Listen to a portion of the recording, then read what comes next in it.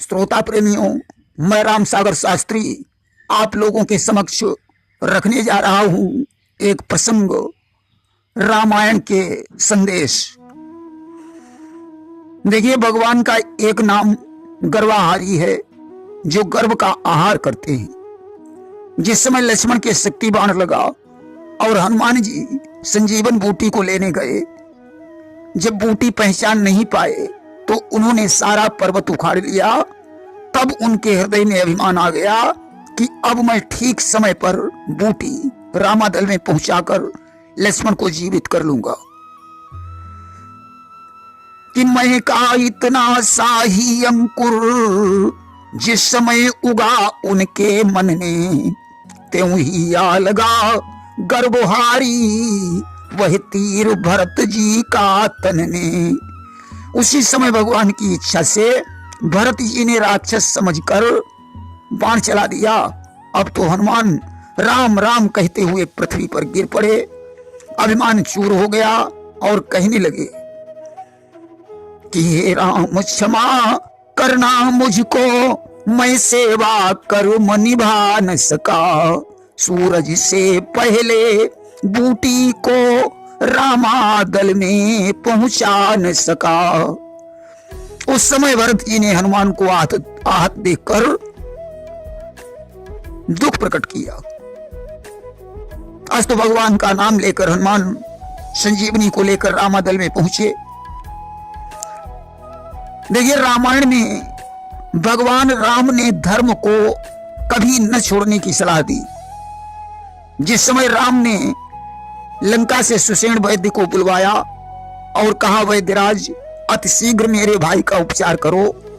सुषेण ने कहा, प्रभु मैं तो रावण का वैद्य हूं जो आपका शत्रु है। वह हमारा स्वामी है, अगर हम उसके शत्रु को ठीक करते हैं तो यह धर्म के विरुद्ध होगा। राम ने कहा, ठीक कहते हो सुषेण, मैं तुम्हें धर्म छोड़ने की कभी भी सलाह नहीं दे सकता हूं। भले ही हमारा भाई लक्ष्मण क्यों न मर जाए, मैंने धर्म की रक्षा के लिए राज्य का परित्याग कर दिया। पिताजी की मृत्यु हो गई, भरत जैसा भाई छूट गया, सीता का हरण हो गया। अब अगर लक्ष्मण भी मर जाए तो भी मैं धर्म छोड़ने की सलाह नहीं दे सकता हूं। अरे, हमारे पुरखों ने धर्म और सत्य की रक्षा के लिए अपने को कालू के हाथों से बेच दिया था। कि कालू के घर बिके थे पुरखे हमारे जाकर, रघुकुल की सर्वदा से संतान धर्म पर है। अगर अवसर मिला तो ये राम भी भाई के सहित धर्म पर बलिदान हो जाएगा। तब सुषेण ने कहा, नहीं प्रभु, मैं तो आपकी परीक्षा ले रहा था। और उसने द्रोणागिर पर्वत से संजीवनी बूटी लाने को कहा। लेकिन रामायण में सुलोचना की सुशीलता देखने योग्य है। जिस समय मेघनाद के मारे जाने पर सुलोचना विलाप कर रही थी, उसी समय वहां रावण आ गया। उसने कहा, बेटी, जिसने युद्ध में महान गति को प्राप्त किया है, उस पति के लिए तुम रो रही हो। मैं तुम्हें वचन देता हूं कि तुम्हारे एक पति के शीश के बदले मैं लाखों शीशों को काट कर तुम्हें समर्पित कर दूंगा। उस समय सुलोचना ने रावण से कहा था कि श्री महाराज, यह बेटी तो केवल आशीष चाहती है, लाखों शीशों का क्या होगा, निज पति का आशीष चाहती है। पिताजी, मुझे लाखों शीशों की जरूरत नहीं है, मुझे तो अपने स्वामी का शीश चाहिए जिसके साथ मैं सती हो सकूं। रावण ने कहा, मैं शीश मांगने के लिए राम के पास नहीं जाऊंगा। तब सुलोचना पालकी में बैठकर स्वयं रामादल को गई। लेकिन राम की शरणागत वत्सलता देखने योग्य है। जब बंदरों ने पालकी को आते हुए देखा, विचार करने लगे कि मालूम पड़ता है रावण ने अपनी हार स्वीकार करके सीता जी को भिजवा दिया है। हनुमान ने कहा, प्रभु एक बात बताइए, आपने रावण का बिना वध किए ही विभीषण का तिलक कर दिया। अब अगर रावण भी आपकी शरण में आ गया तो आप लंकेश किसे बनाएंगे? भगवान ने कहा, हनुमान, शरणागत की रक्षा करना हमारे देश की परंपरा है। अगर रावण भी शरण में आ गया तो हम उसे अयोध्या का राज्य दे देंगे। और अभी तक तो 2 भाई वनवासी होकर घूमते रहे, अब चारों भाई सन्यासी होकर घूमेंगे। कि अब तक 2 भाई बिछड़े थे वन वन में वनवासी होकर, अब चारों भाई बिछड़ेंगे सब जग में सन्यासी होकर। और भी शरणागत वत्सलता का उदाहरण है कि जिस समय राजा जनक ने अयोध्या में दशरथ के पास दूत भेजे तो दशरथ ने उन्हें हृदय से लगा लिया और कहने लगे कि भैया कहू उसल 2 बारे और तुमनी के निज नयन निहारे। हमारे दोनों पुत्र कैसे हैं? दूत ने सारी कथा सुनाई। तब दशरथ कहने लगे कि जा दिन ते मुनि गए लवाई, और तब ते आज साची सुधि पाई। जिस दिन से विश्वामित्र उन्हें लिवा ले गए हैं, तब से आज मुझे सच्ची खबर प्राप्त हुई है। लेकिन मेघनाद अष्टांग योगी था। जिस समय लक्ष्मण मेघनाद से युद्ध करने के लिए चले तो राम ने कहा, भैया जा तो रहे हो, मगर इतना ध्यान रखना कि मेघनाद कोई साधारण योद्धा नहीं है। कि घननाद साधु है, तपसी है, बलशाली है, वरदानी है, संयमी नारी व्रत वाला है, एक ही प्रमीला रानी है। वह योगी स्वयं योग द्वारा यदि चाहे तो मर सकता है, मरकर भी अपने प्राणों को तन में प्रविष्ट कर सकता है। इस कारण ऐसे योद्धा का तन छिन्न भिन्न कर आना तुम, सर को हाथों में सादर मेरे ढिंगलाना तुम। वह सती प्रमीला सुलोचना जो मेघनाद की नारी है, त्रिभुवन विख्यात साध्वी है, वासुकी की राज दुलारी है। ऐसे सतवंती के पति का सर पृथ्वी पर यदि आएगा, वानर दल किस गिनती में है, संसार भस्म हो जाएगा। मेघनाद अष्टांग योगी है, वह मरकर भी अपने प्राणों को शरीर में प्रविष्ट कर सकता है। उसकी पत्नी सुलोचना भी परम सती है। यदि मेघनाद का सिर जमीन पर गिरा तो सारा संसार भस्म हो सकता है। इसलिए उसके सिर को अपने हाथों में लेकर रामादल को वापस आना। देखिए, रूप में भी बड़ी विशेषता है कि जिस समय कुंभकर्ण राम के साथ युद्ध करने गया तो उनके स्वरूप को देखकर वह स्तब्ध रह गया। उसने राम से कहा कि यह नीलांबुज श्यामल शरीर रण मध्य उतरने योग्य नहीं। हे राम, तुम्हारी मधुर मूर्ति सचमुच वध करने योग्य नहीं। राम, तुम्हारे स्वरूप को देखकर मुझे दया आती है, इसलिए सीता को छोड़कर तुम यहां से चले जाइए।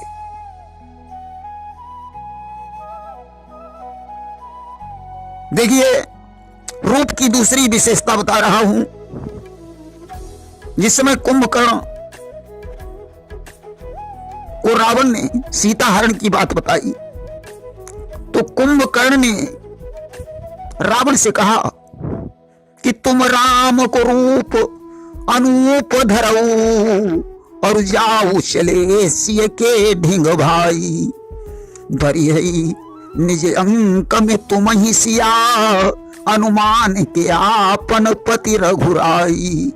कुंभकर्ण ने कहा, भैया तुम राम का रूप बनाकर सीता के पास चले जाओ, सीता तुम्हें राम समझकर हृदय से लगा लेगी।